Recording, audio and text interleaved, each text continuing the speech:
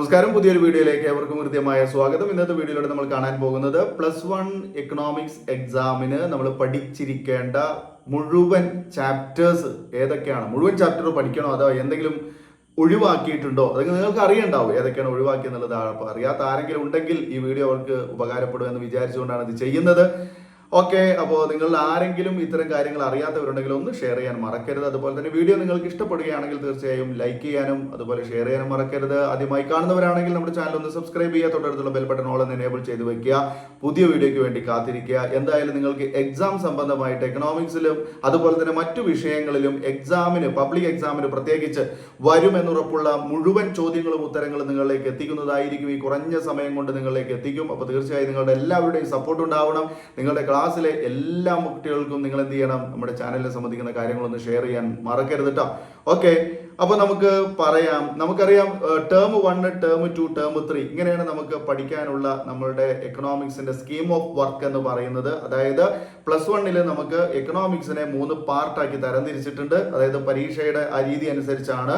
അതായത് ടേം 1 എന്ന് പറയുന്നത് നമുക്ക് ജൂൺ ജൂലൈ ഓഗസ്റ്റ് ആണ്. ജൂൺ ജൂലൈ ഓഗസ്റ്റിൽ നമുക്ക് പരീക്ഷ നടന്നിട്ടില്ല. അവിടെ പരീക്ഷ നടന്നത് ടെസ്റ്റ് പേപ്പർ രൂപത്തിലുള്ളതാണ്. അതായത് ടീച്ചേഴ്സ് സ്കൂളിൽ എടുത്തിട്ടുള്ള ഭാഗങ്ങളെ, ചാപ്റ്റേഴ്സിന്റെ ഭാഗങ്ങളെ ഉൾപ്പെടുത്തിക്കൊണ്ട് നടത്തിയിട്ടുള്ള പരീക്ഷയായിരുന്നു. അത് ഒരു 10 മാർക്ക്, 20 മാർക്കും 30 മാർക്കിനൊക്കെ മാത്രമാണ് നടത്തിയിരുന്നത്. അല്ലാതെ 80 മാർക്കിനൊന്നും കൃത്യമായിട്ട് ഒരു പരീക്ഷ നമുക്ക് നടത്തിയിട്ടുണ്ടായിരുന്നില്ല എന്ന് വേണം കരുതാൻ. ഓക്കെ, അപ്പോൾ എന്തായാലും ഇപ്പൊ നമുക്ക് സെക്കൻഡ് ടേം എക്സാം നടക്കാൻ പോവുകയാണ്. Second term exam September, October, November, December മാസങ്ങളിൽ എടുത്തിട്ടുള്ള പാഠഭാഗങ്ങളെ ആസ്പദമാക്കിയിട്ടാണ്.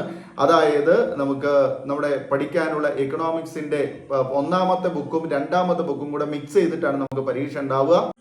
പല കുട്ടികളും ചോദിക്കുന്നത് എക്കണോമിക്സ് വേറെ സ്റ്റാറ്റിസ്റ്റിക്സ് വേറെ അല്ലേ എന്നാണ്. അങ്ങനെയല്ല, അത് നിങ്ങൾ തെറ്റിദ്ധാരണ വരുത്തരുത്. 2 വിഷയങ്ങളും ഒന്നാണ്, ഒറ്റ പേപ്പറാണ് എന്ന് ഓർക്കുക.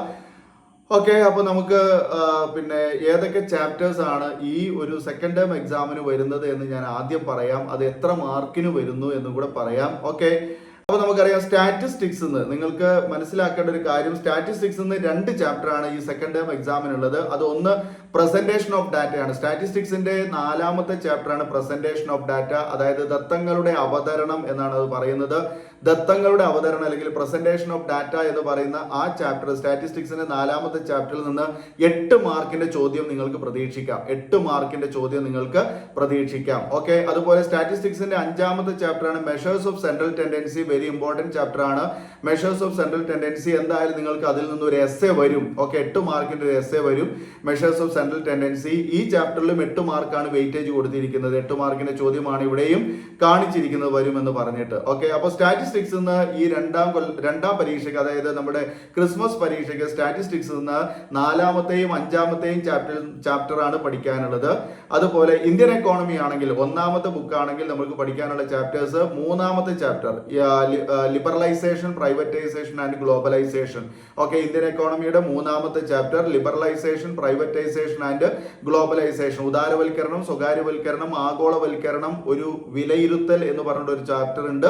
ആ ചാപ്റ്ററിൽ 6 മാർക്കിന്റെ ചോദ്യങ്ങളാണ് നമുക്ക് പ്രതീക്ഷിക്കാവുന്നത്. അപ്പോൾ തിയറി പാർട്ടിൽ നിന്ന്, അതായത് എക്കണോമിക്സിന്റെ ഭാഗത്ത് നിന്ന് ഈ ചാപ്റ്ററിൽ ഒരു എസ്സേ നമുക്ക് പ്രതീക്ഷിക്കാം. ഓക്കെ, 1991 ഇന്ത്യയിൽ നടപ്പിലാക്കിയ പുത്തൻ സാമ്പത്തിക നയത്തെ കുറിച്ച് വിവരിക്കുക എന്നായിരിക്കും ചോദ്യം. അതായത് ലിബറലൈസേഷൻ, പ്രൈവറ്റൈസേഷൻ, ഗ്ലോബലൈസേഷൻ എക്സ്പ്ലെയിൻ ചെയ്യാൻ വേണ്ടിയിട്ട് ഒരു ചോദ്യം നമുക്ക് ഇവിടുന്ന് പ്രതീക്ഷിക്കാവുന്നതാണ്. അതുപോലെ ഇന്ത്യൻ എക്കോണമിയുടെ 4ാമത്തെ ചാപ്റ്റർ ആണ് പോവർട്ടി എന്ന് പറയുന്നത്. ആ പോവർട്ടി അല്ലെങ്കിൽ ദാരിദ്ര്യത്തിൽ നിന്ന് 6 മാർക്കിന്റെ ചോദ്യം നമുക്ക് ഇവിടുന്ന് കാണിക്കുന്നുണ്ട്. 6 മാർക്കിന്റെ ചോദ്യങ്ങളാണ് ഇവിടെ കാണിക്കുന്നത്. പക്ഷേ പോവർട്ടിയിൽ നിന്ന് ഒരു എസ്സേ നമുക്ക് സാധ്യതയുണ്ട്. പക്ഷേ 8 മാർക്കിന് അല്ലെങ്കിൽ 5 മാർക്കിനൊക്കെ ആയിട്ട് അവിടെ ഒരു ചോദ്യം നമുക്ക് പോവർട്ടിയിൽ നിന്ന് പ്രതീക്ഷിക്കാവുന്നതാണ്. ഒരു എസ്സേ ആണ് പോവർട്ടിയിൽ നിന്ന് സാധാരണ വരാറുള്ളത്. ഓക്കെ, അതുപോലെ ഇന്ത്യൻ എക്കോണമിയുടെ 5ാമത്തെ ചാപ്റ്റർ ആണ് human capital formation in India, മനുഷ്യ മൂലധന രൂപീകരണം ഇന്ത്യയിൽ എന്ന് പറഞ്ഞുകൊണ്ട് ഒരു ചാപ്റ്റർ ആണ് human capital formation in India, മനുഷ്യ മൂലധന രൂപീകരണം ഇന്ത്യയിൽ. വെറും 4 മാർക്കാണ് അവിടുന്ന് ചോദ്യം വരുന്നത്. അത് മിക്കവാറും സോഴ്സസ് ഓഫ് ഹ്യൂമൻ ക്യാപിറ്റൽ എന്നുള്ളതായിരിക്കും. മനുഷ്യ മൂലധന രൂപീകരണത്തിന്റെ ഉറവിടങ്ങൾ ഏതെല്ലാം എന്നുള്ളതാണ് 4 മാർക്കിന്റെ കൃത്യമായുള്ള ഒരു ചോദ്യമാണത്. അതുപോലെ ഇന്ത്യൻ എക്കോണമിയുടെ 6ാമത്തെ ചാപ്റ്റർ റൂറൽ ഡെവലപ്മെന്റ് ആണ്, ഗ്രാമീണ വികസനം. ഈ ഗ്രാമീണ വികസനം എന്ന ചാപ്റ്ററിൽ നിന്ന് നമുക്ക് 5 മാർക്കിന്റെ ചോദ്യങ്ങളാണ് ഇവിടെ കാണിക്കുന്നത്. ഗ്രാമീണ വികസനം നല്ലൊരു ചാപ്റ്ററാണ്. ഏറ്റവും നല്ല രീതിയിൽ മാർക്കിന് ചോദ്യം വരുന്ന ഒരു ചാപ്റ്ററാണ് റൂറൽ ഡെവലപ്മെന്റ്, ഗ്രാമീണ വികസനം. 5 മാർക്കാണ് വെയിറ്റേജ് കൊടുത്തിരിക്കുന്നത്. അതുപോലെ ഏഴാമത്തെ ചാപ്റ്റർ, അതായത് നമുക്ക് സെക്കൻഡ് ടൈം എക്സാമിന് പഠിക്കേണ്ട ലാസ്റ്റ് ഇന്ത്യൻ എക്കോണമിയുടെ ലാസ്റ്റ് ചാപ്റ്റർ ആണ് ഏഴാമത്തെ chapter. Employment growth, informalisation and other issues എന്നാണ് പറയുന്നത്. Employment growth, informalisation and other issues, അതായത് തൊഴിൽ വളർച്ച, അനൗപചാരികവൽക്കരണം, മറ്റു പ്രശ്നങ്ങൾ. ഓക്കെ, അതാണ് മലയാളം. ഓക്കെ, തൊഴിൽ വളർച്ച, അനൗപചാരികവൽക്കരണം, മറ്റു പ്രശ്നങ്ങൾ. അത് നമുക്ക് വെറും 3 മാർക്കിന്റെ ചോദ്യങ്ങൾ ഇവിടെ കാണിക്കുന്നുള്ളൂ. 3 മാർക്കാണ്. അപ്പോൾ ഇവിടെ നമുക്ക് മനസ്സിലാക്കാൻ സാധിക്കുന്നത് ഈ ക്രിസ്മസ് എക്സാമിന് +1 എക്കണോമിക്സിൽ ഇന്ത്യൻ എക്കോണമിയുടെ ഭാഗത്തു നിന്ന് എത്ര ചാപ്റ്റർ പഠിക്കണം? 3, 4, 5, 6, 7. ഓക്കെ, 5 ചാപ്റ്റർ ആണ് ഇന്ത്യൻ എക്കോണമി എന്ന് പഠിക്കാനുള്ളത്. 5 ചാപ്റ്റർ ഇന്ത്യൻ എക്കോണമി എന്ന് പഠിക്കണം. 1ഉം 2ഉം അല്ല, 5 ചാപ്റ്റർ പഠിക്കണം. ഓക്കെ, അതിൽ ഏറ്റവും പ്രധാനപ്പെട്ട 2 ചാപ്റ്റർ ആണ് 3ാമത്തെയും 4ാമത്തെയും ചാപ്റ്റർ.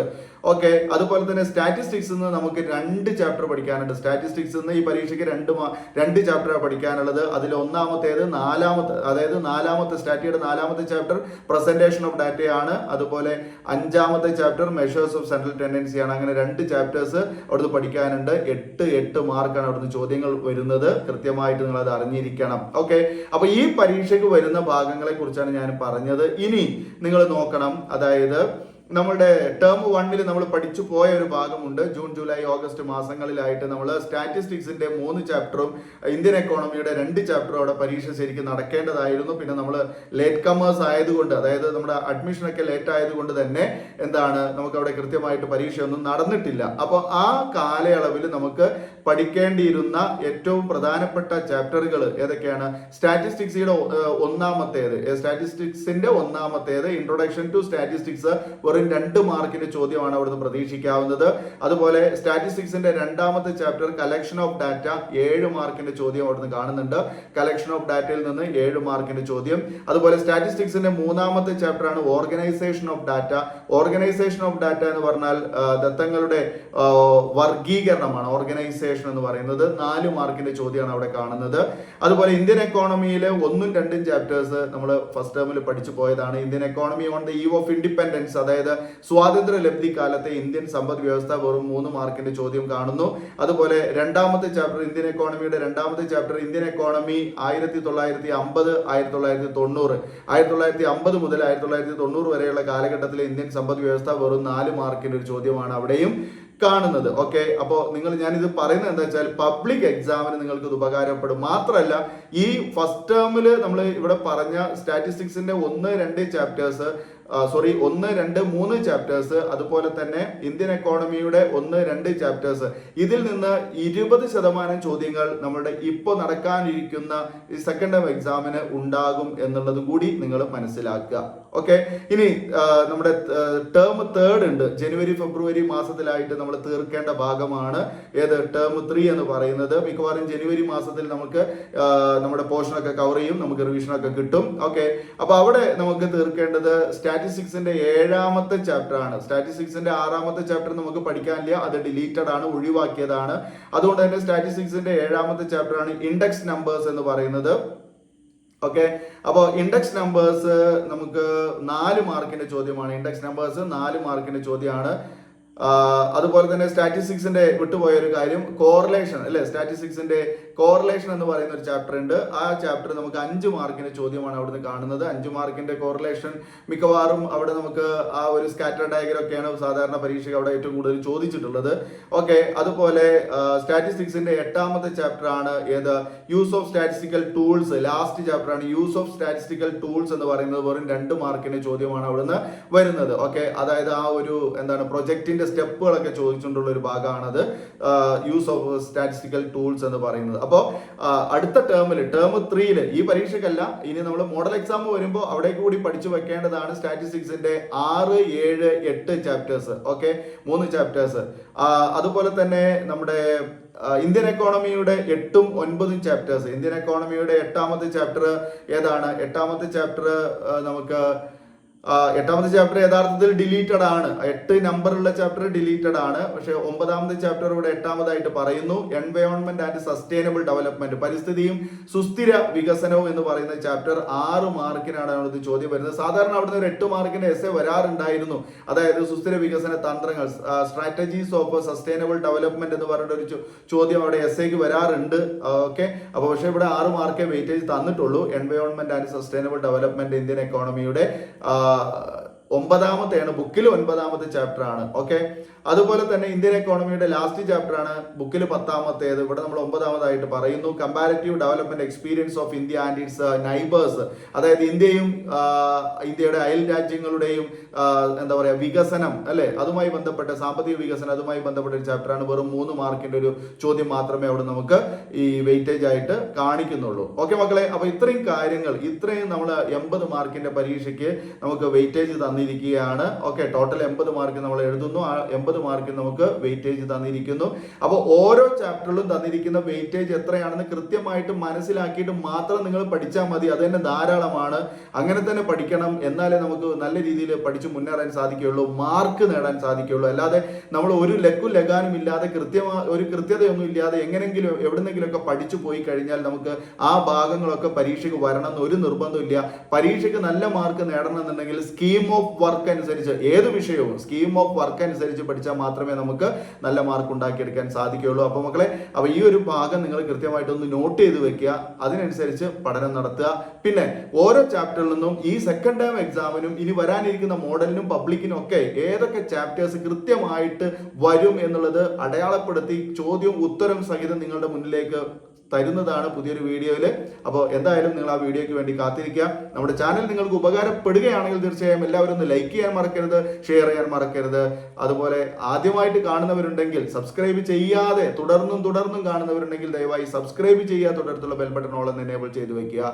പുതിയ വീഡിയോ നിങ്ങൾക്ക് നോട്ടിഫിക്കേഷനായി കിട്ടാൻ അത് സഹായിക്കും എന്നുള്ളതാണ്. ഓക്കെ, പിന്നെ ഇതുപോലെ സ്കീം ഓഫ് വർക്ക് എല്ലാ വിഷയങ്ങളുടെയും ഉണ്ട്, താല്പര്യമുണ്ടെങ്കിൽ നിങ്ങൾ അതൊന്ന് കമന്റ് ആയിട്ട് രേഖപ്പെടുത്തുകയാണെങ്കിൽ തീർച്ചയായും ഞാനത് വീഡിയോ ആയിട്ട് ചെയ്യുന്നതാണ്. ഓക്കെ, അപ്പൊ നമുക്ക് ഇനി വീണ്ടും പുതിയൊരു ടോപ്പിക്കുമായി പുതിയ വീഡിയോയിൽ കാണാം. ഈ വീഡിയോ കണ്ടിരുന്ന എല്ലാവർക്കും നന്ദി. Thanks for watching.